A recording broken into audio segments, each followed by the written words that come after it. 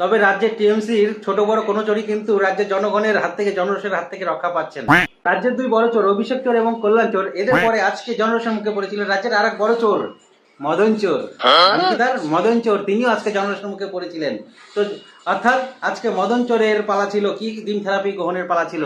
যদিও জনগণ তাকে আদরের সহিত ড্রিম থেরাপি করতে পারেনি, কারণ তিনি গাড়ির মধ্যেই ছিলেন, গাড়ি থেকে বের করার সুযোগ পায়নি। তার আগেই মদন চোর গাড়ি নিয়ে পলাতক হয়েছেন, পালিয়ে কোনো রকম ভাবে নিজেকে আত্মরক্ষা করে নিয়েছেন।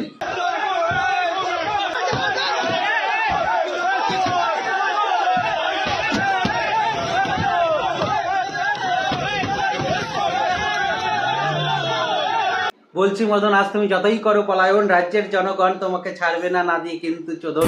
তোমাকে রাজ্যের জনগণ দেবে এমন চোদন, তাতে করে বিকৃতি হয়ে যাবে তোমার ওই চাঁদ বদন, তোমার ওই চাঁদ বদন।